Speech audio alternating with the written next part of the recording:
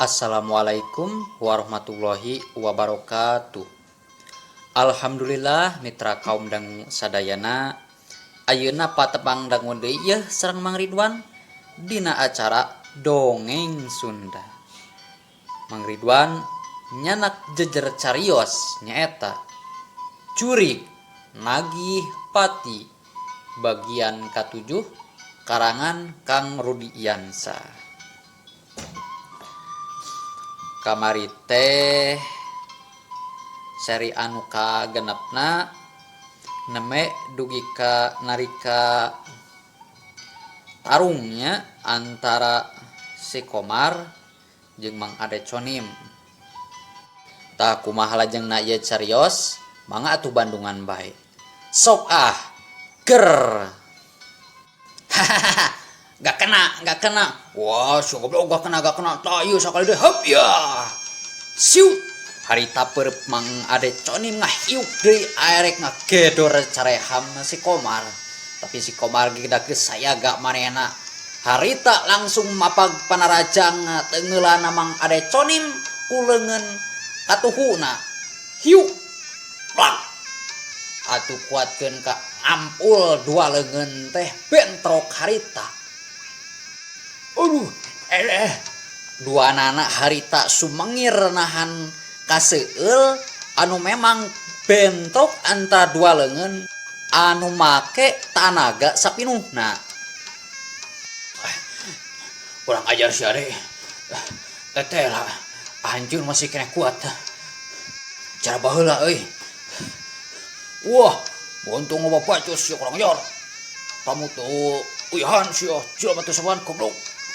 Hayu sia mantog. Bisi di kieu ya ku aing. Seak leungeun katuh Mang Ade Conim harita nyeak ngahiuk bangbaraan rek ngagedor careham.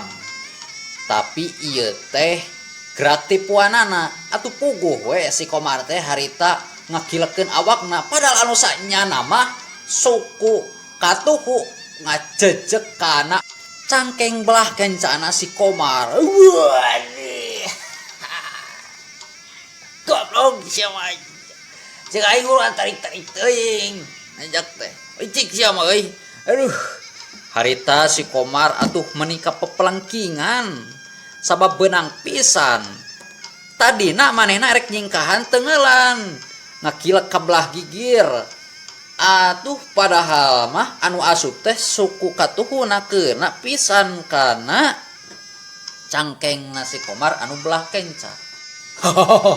Rasakeun sia kurang ajar. Tah iya yo sakali deui yo bari hiuk leungeun Mang Ade Conim anu meber erek ngatig punuk anu keur sumangir nahan ka nyeri bari nyekelan cangkeng kencana harita teh. Tapi si Komar harita kuat malikeun awakna bari sakilat ngulawitkeun leungeun katuhuna ka luhur pikeun nadah serangan ti Mang Ade Conim. Hiuk plek krenyed harita ngerenyed karasa jeung sing sireumeun kana leungeunna sawabkeuna kana tulang. Aduh dua anak harita pating araduh leungeunna dikepeh-kepeh. Ulang ajar sia. Wah sia rasakeun tah syukur tah jelema kitu mah. Cumago hirup teh mata ke euy. Mos lah samemeh kuring rek ngelakukeun tindakan anu leuwih keras deui yo. Leuwih hade lain Komar, geura pantog ka itu sia ha. Caturkeun anak-anak buah si Komar anu di luar, harita teh maranehna geus tatan-tatan sabab ngadenge di jero imah mimiti ribut. Dak euy. Siap-siap nya. Tut. Dengikeun. Di imah geus mimiti ribut euy. Heueuh Kang. Siap lah. Siap. Heuh sok geura pake atuh etana. Maskerna. Ya Kang mah. Manya make masker arek ribut. Naon atuh? Taregos Kang. Oh heuh nya. Sok geura pake taregosna. Heuh Kang. Siap lah Kang. Harita mararake taregos erek ngajorag mantuan gagedugna anu keur tarung jeung Mang Ade Conim. Harita teh cung maranehna nararangtung. Tapi barang arek ngarengkah ngang maning mana ngatuh ngiring ngabdi ngiringan gebeg harita si Sageng ngagebeg. Naon eta euy? Naon eta nya? Kituna teh meh bareng ngareret ka tukang. Aduh, bagus. Eta goblok jurig. Anjir, mana jurig euy? Jurig anjir jurig. Pocong aja ku pocongan. Pocong. Aing mah sieun aslina we. Oh, aing mah sieun. Sieun tuh. Sieun juga ngeuring ge we. Hah? Yo atuh gitu. Urang lomba saja. Kabur. Poharanya si Sageng itu. Manya jegersian ku jurig ge teh. Ya kalah we tato jeung anting. Ari ku jurig sieun. Parahnya. Aduh. Sokah lajengkeun deui. Atuh.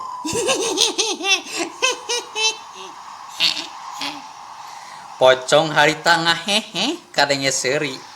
Sabab nempo tilu jalma terus mangpret lulumpatan paheula-heula ninggalkeun eta petempatan. Teu beda anu keur lomba maraton bae. Anu paheula-heula muru finish. Kituna teh bari henteu repeh. Bari jojorowokan, sieun-sieunan itu jurig, itu pocong. Bakat ningku sieun meureunnan. Teu sirikna sagala didupak, sagala ditajong. Tunggul dirarud, catang dirempak. Poharanya anu sieun teh atuh. Dasar pareman goah nu kitu teh mitra, pareman goah. Jadi ngajagona tadi goah hungkul gitu. Ya gitu di dieu Sageng. Sok lajengkeun deui nya. Alah, kunaon di luar pacing joroboknya. Harita si Komar curhinghak barang ngarenge kitu teh bari ngagerentes dina jero hatena. Sabab manehna ngadenge sora tilu urang baturna anu aya di luar harita jol pating jorowok bari nyebutkeun aya pocong. Mang Ade Conim sarua manehna oge deh kaget waktu ngadenge di luareun imah aya anu ribut teh bari lulumpatan nyebutkeun aya pocong. Mang Ade Conim ngareret ka si Komar bari pok manehna tumanya. Weh, Komar, ari di dinya datang teh ka dieu teh sorangan atau bajong patrul? Sorangan dewek mah. Naon kitu? Komar kalah malik tumanya ka Mang Ade Conim bari neuteup harita teh. Nya we eta geuningan. Di luareun ieu mah aya anu raribut, bari di dinya oge paromana teh putra beda katingalina ayeuna. Bangun aya anu pikiran ku eleng euy. Jeung deui di dinya tong kaget. Bisi dinya datang ka dieu mawa balad terus diganggu ku pocong. Nyambungan sorangan we eta mah mawa balad teh. Betul langsung diajak ka jero imah. Ngadoncing nyumput di luar. Rek cenah ngintip beurit gitu. Ceuk Mang Ade Conim bari mesem. Si Komar atra beungeut narada beureum keheul ku hiji ku dua. Dina gelut atuh manehna katete jeung balad anu didagoan aya datang mantuan kalakah badar. Sing jorowok bari lalumpatan. Kunaon kalau kau ngaulang kitu euy? Ilaing sember na pakuring. Hah? Nagih hutang bari pepedeng ring siga anu rek nang tanggelut sia mah euy. Ari tilayanan. Kulacis sia mah euy. Woi, Ade Conim. Kurang ajar sia goblok. Aing can ngerasa eleh deu. Tah sia modar ayeuna ku aing. Bari set manehna ngaluarkeun peso balati tina cangkengna. Engkeun ari Mang Ade Conim manehna ukur nyerengeh seuri diancam kitu teh ku si Komar bari pok manehna ngomong deui mapanas hate Komar. Waduh, dia mah kieu mah sakali mariuskeun oge boheungna deuleu teu burung modar si odog dar lah arek ditulikeun deui mah ari masih kene penasaran mah. Harita Mang Adeconim kalekah nya kakak seuri. Wah, kurang ajar sia. Ieu, rasakeun si hap ieu curelat celeng harita si Komar muka deui panarajang anu leuwih garang jeung leuwih ngabahayakeun. Peso balati anu dicekel ku leungeun katuhuna harita huak hiu ngahiung bangbaraan arek ngala tikoro na Mang Adeconim tapi Mang Adeconim oge lain Mang Adeconim atuh ngungkulan hal anu saperti kitu mah rikat ngakiwarkeun sirahna ka kenca jeung ka katuhu peso balati nyolocos ka kenca kilek ka katuhu nyolocos ka katuh kilek ka kenca disabatkeun ka tengah ngalangheuh ka tukang bari mata leungeun kenca ngulawit nyodokeun bari dibawa ka gigir belah kenca sedengkeun awak Mang Adeconim gilek ka belah katuhu long atuh harita ngemplong pelebah beungeutna sabab leungeun katuhuna geus kageuweung ku leungeun kencana rek kana kelek peso atuh di luareun kelek harita teh dihompet atuh teu minge deui hiu deus aduh anjing lapar aing irung ya bab aduh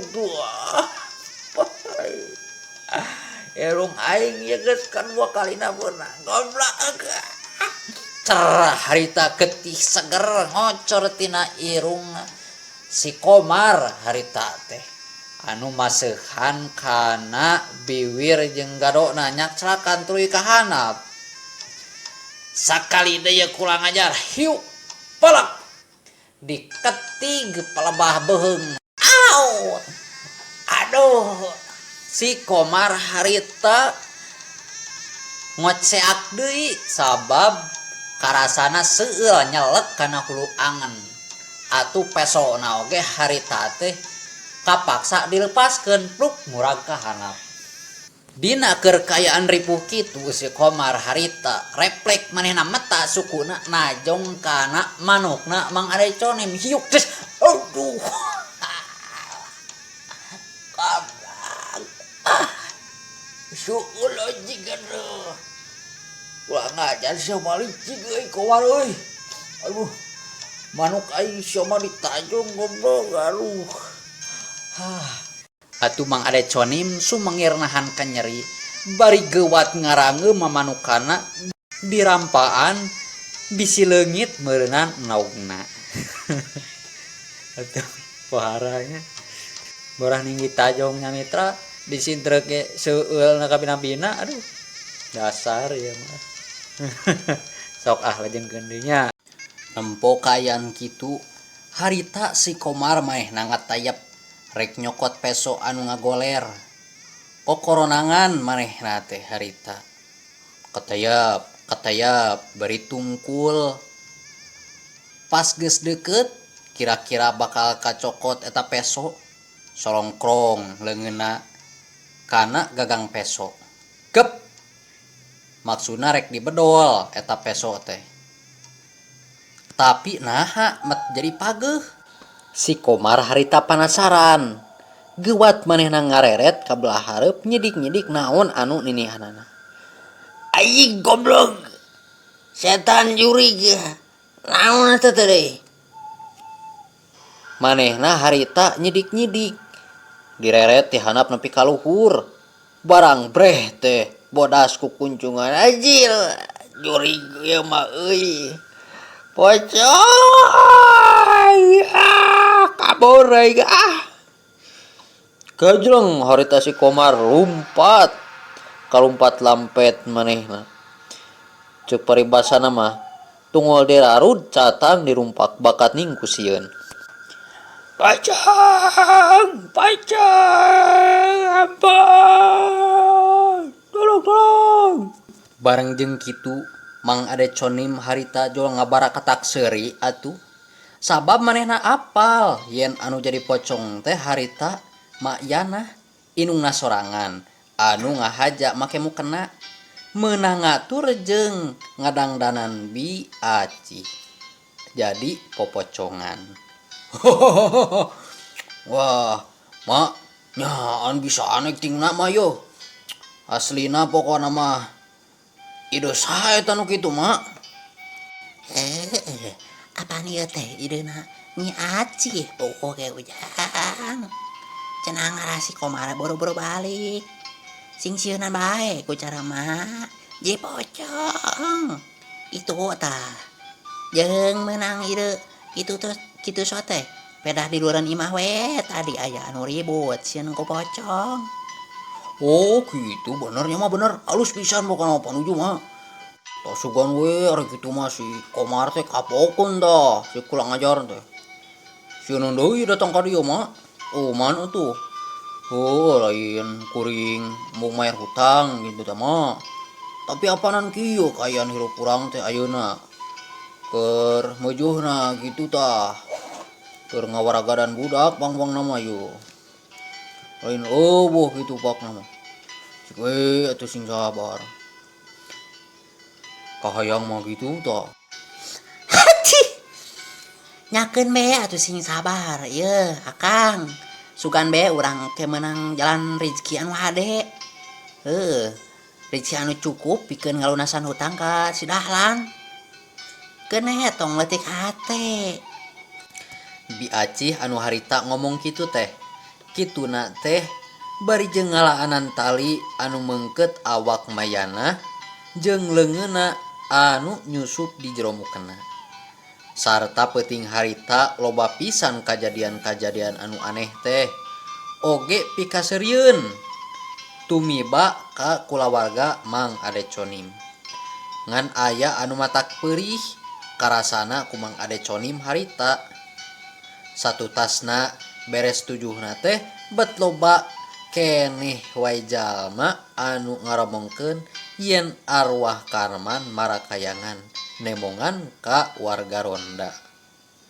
Bi Acih kacida sedihna sabab memang nya anakna kiwari jadi marakayangan marangan arwahna Neng Lintang anu sarua neundeun dendam ka Dahlan. Lir ibarat alam papasangan arwahna Karman katut arwahna Neng Lintang nah bet jadi layeut. Ngeneng ngahang ngaring ngawak ngeneng dipanang di ngumpul nang ngenengan teu ngapa ngakang mah. Heuleuh waktosna kabuyeng Seep Mitra keun atuh urang lajengkeun deui dina waktos anu bakal kasampeurnya bagian ka-8 Jurig Nagih Pati karangan Kang Rudi Yansa Garut Leles. Pamugi sing jadi panghibur kabu pang bebrahmana. Sakitu bae nu kapihatur ti Mang Ridwan. Hatur nuhun. Wilujeng kantun. Assalamualaikum warahmatullahi wabarakatuh. Jag.